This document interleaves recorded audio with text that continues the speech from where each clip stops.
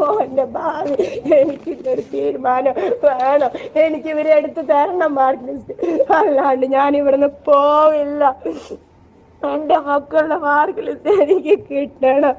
അല്ലാണ്ട് ഞാൻ ഇവിടുന്ന് പോവില്ല. എൻ്റെ കുട്ടീൻ്റെ മാർക്ക് ലിസ്റ്റ് അല്ല, എനിക്കിതിലൊരു തീരുമാനം എന്താ അടിച്ചോട്. എൻ്റെ കുട്ടീൻ്റെ മാർക്ക് ലിസ്റ്റ്, എൻ്റെ ചാച്ചുവിൻ്റെ mark D+, full D+, LSS പഠിച്ച് എങ്ങനെയൊക്കെ പഠിപ്പിച്ച് എൻ്റെ മക്കളുടെ ഭാവി ഇല്ലാണ്ടാക്കി.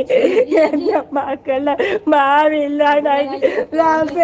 എനിക്ക് ജീവിക്കണ്ട. ഇനി എൻ്റെ മക്കളുടെ ഭാവി ഇല്ലാണ്ടാക്കി.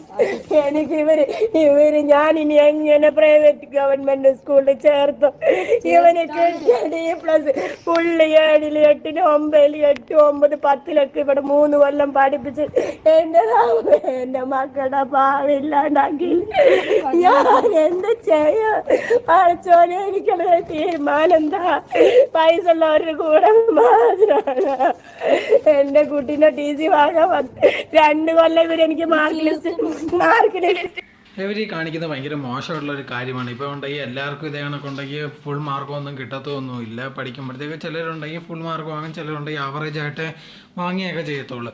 അതിന് വേണ്ടിയുണ്ടെങ്കിൽ ഇതേ കണക്ക് സ്കൂളിൽ ചെല്ലുകയും അവർക്ക് ആ സ്കൂളിൽ ചെന്നതിന് ശേഷം സ്കൂളിലുള്ളവരെ ഭയങ്കരമായിട്ട് അപമാനിക്കുക. എന്നിട്ടുണ്ടെങ്കിൽ അവിടെ ഉള്ളവരുണ്ടെങ്കിൽ പണം വാങ്ങിച്ചിട്ട് പണക്കാരത്തുള്ള മക്കൾക്ക് മാത്രം ഉണ്ടെങ്കിൽ അധികമായിട്ടുണ്ടെങ്കിൽ മാർക്കിട്ട് കൊടുക്കുക. എൻ്റെ മോൻ ഇട്ട് കൊടുത്തില്ലെന്ന് പറഞ്ഞ് ഇതേ കണക്കത്തുള്ള പ്രശ്നങ്ങൾ ഉണ്ടാക്കുമ്പോൾ ഏറ്റവും കൂടുതൽ ഭാവിയിൽ പ്രശ്നം വരുന്നത് അല്ലെങ്കിൽ ഭയങ്കരമായിട്ട് നാണം കിടാൻ പോകുന്നത് ആ മോനായിരിക്കും. ഇപ്പോൾ ഒരുപാട് പേര് വീഡിയോ കാണുന്നതായിരിക്കും. ആ മോൻ്റെ ഫ്രണ്ട്സ് ഇതേ കണക്ക് തീർച്ചയായിട്ടും ഉണ്ടായിരിക്കും. അവർ കാണുമ്പോഴത്തേക്ക് അവനെ കളിയാക്കിയൊക്കെ ചെയ്യും.